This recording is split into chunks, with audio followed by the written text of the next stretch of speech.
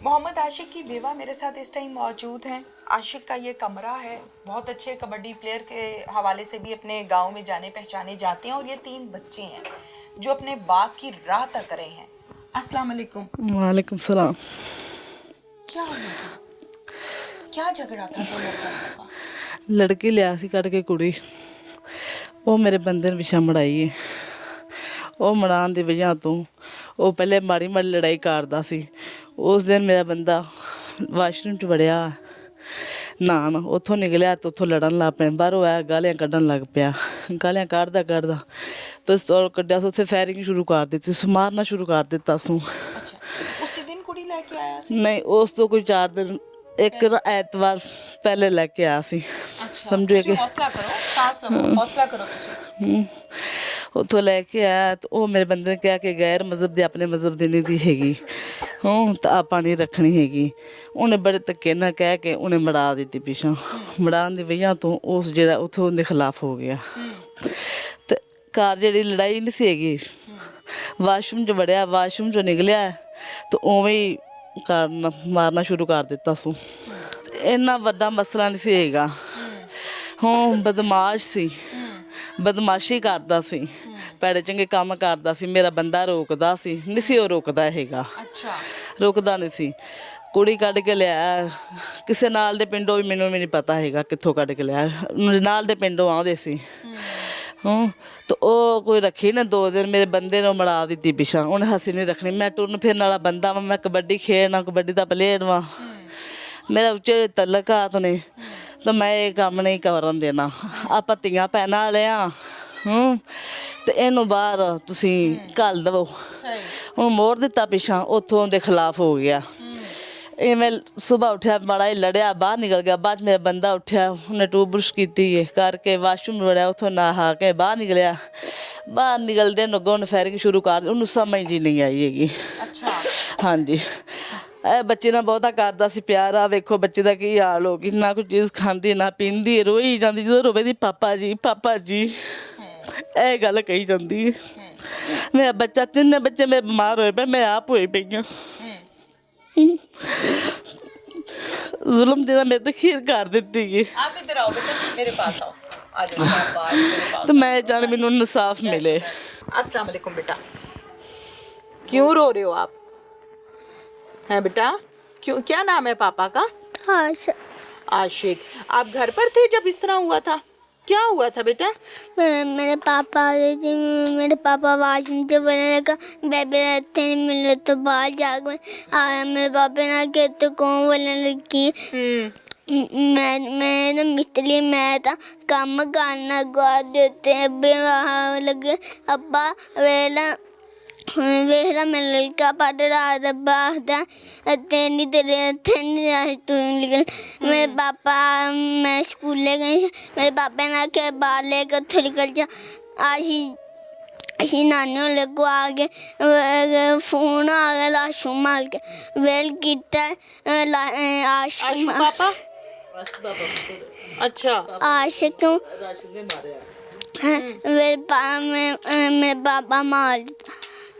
Well मैंने मेरी देख दी मंजी ते टकना मारा। किसने टकरे मारी? मैंने ने। बेटा अब आप क्या चाहते हो? मेरे पापा लेने हैं। पापा तो अल्लाह के पास चले गए ना। कहाँ रहते हो अब आप? तुसी किदे कोल रहंदे हो? नानी कोल। तो रो क्यों रहे हो? हैं? पापा याद आते हैं? क्या मुतालबा है अब आपका? मैनू इंसाफ चाहिए, बस मैनू इंसाफ चाहिए। मेरे निक्के निक्के बच्चे मैं किधर लेके जावा? मेरे दे मिन्नत ते मैनू बस इंसाफ चाहिए। मैं बहुत माड़ी हाँ, ये बहुत तगड़े ने। इनदे तो मेरा बंदा भी ना तो बचदा सी, पर नहीं बच सकिया। मेरे बस मिन्नत है, मेरे को कोई चीज़ नहीं। मैं बना बहुत गरीब हाँ। सुना को मेरा मैं भी रहने जाड़ी मेहनत वाले लोग मेरे बच्चों को रोटी देंगे ना, कैसा तो रूला नहीं गया। तो मैंने बस इंसाफ चाहिए। मेरे साथ इस टाइम मौजूद है अरशद अली, जो कि मकतूल के 3 बच्चों का मुहाफिज है और इनकी कफालत भी कर रहे हैं। क्या कहते हैं, हम इनसे बात करते हैं। अस्सलाम वालेकुम। जी वालेकुम सलाम। अरशद साहब, क्या हाल है? ठीक है? हाँ जी ठीक ही है अरशद साहब, कैसे पता चला था? जी, हम इधर आए हुए थे मिलने के लिए, हाँ, तो इतने बागो आया गाली गलोच करन लग पिया, तो इनके कोल पिस्टल से इन्हें आके फायरिंग करनी शुरू करती है। बनो ये मेरा जो वाशरूम जो बड़ा है वो बाहर निकलता पे से। आप भी घर पे मौजूद थे? हाँ जी, उत्थे ही सी यहीं भी नहीं, किस बात पे गालम गलोच कर रहा था? भी पहले जरा ना लड़ते घोलते सी, ठीक है। तो ਜਦੋਂ ਇਹ ਨਹਾ ਕੇ ਇਹਦੀ ਮੰਮਾ ਨੇ ਕਹੇ ਵਿੱਚ ਨਹੀਂ ਵੜਨਾ ਤੁਸੀਂ, ਠੀਕ ਹੈ। ਇਸੇ ਤਰੀਕੇ ਨਾਲ ਇਸ ਸਿਲਸਿਲੇ ਨਾਲ ਜਿਹੜਾ ਅੱਗੋਂ ਬਦਤਮੀਜ਼ੀ ਕਰਦਾ ਸੀ, ਠੀਕ ਹੈ। ਤੇ ਦੂਸਰੇ ਨੰਬਰ ਤੇ ਇਹਨੇ ਪਹਿਲੇ ਆਣ ਗਾਲੀ ਕਰਨੀਆਂ ਸ਼ੁਰੂ ਕੀਤੀਆਂ। ਜਦੋਂ ਗਾਲੀ ਕੱਢਦਾ ਪਿਆ ਉਹਨੇ ਵੀ ਅੱਗੋਂ ਆਖਿਆ ਮੂੰਹ ਸੰਭਾਲ ਕੇ ਗੱਲ ਕਰ, ठीक है। मकतूल ने कहा? हाँ जी। वॉशरूम के अंदर से या बाहर? ਨਹੀਂ ਬਾਹਰ ਸੇ ਜਦੋਂ ਬਾਹਰ ਨਿਕਲ ਆਇਆ, ਲੇਕਿਨ ਉਹਨੂੰ ਇਸ ਚੀਜ਼ ਦਾ ਨਹੀਂ ਸੀ ਪਤਾ ਵੀ ਇਹ ਇੱਥੋਂ ਤੱਕ ਜਾ ਸਕਦਾ ਮੇਰੇ ਨਾਲ। ਉਹਦਾ ਛੋਟਾ ਭਾਈ ਜਿਹੜਾ ਉਹ ਤੁਹਾਨੂੰ ਵੀ ਪਤਾ ਹੈ ਅੰਦਰਾਂ ਹੀ ਹੁੰਦੇ ਨੇ, ਭਾਈ ਭਾਈ ਹੁੰਦੇ भाई ਨੇ, भाई होते हैं, बाजू ਠੀਕ होते हैं। ਹੈ।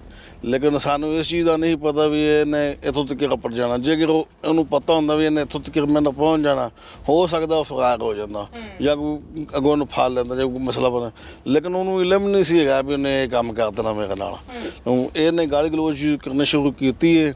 ਇਸੇ ਵਜ੍ਹਾ ਤੋਂ ਫਿਰ ਉਹਨੇ ਯਾਨੀ ਉਹ ਥੋੜਾ ਪਿੱਛੇ ਸੀ, ਉਹ ਥੋੜਾ ਅੱਗੇ ਹੈਗਾ ਸੀ, ਉੱਥੇ ਉਹਨੇ ਪਿਸਟਲ ਕੱਢ ਦੇ ਨਾਲ ਫਾਇਰਿੰਗ ਕਰਨੀ ਸ਼ੁਰੂ ਕਰਤੀ ਹੈ। ठीक है, हाँ जी ठीक है।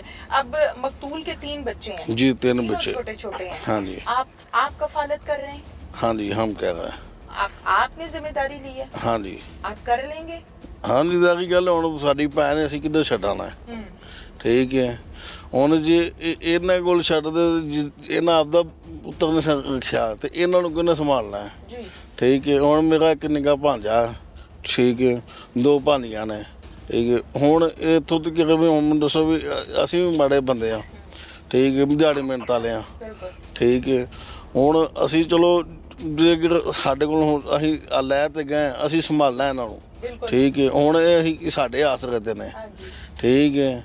ਹੁਣ ਅਸੀਂ ਇਹਨਾਂ ਨੂੰ ਛੱਡ ਨਹੀਂ ਸਕਦੇ, जी। ਠੀਕ ਹੈ।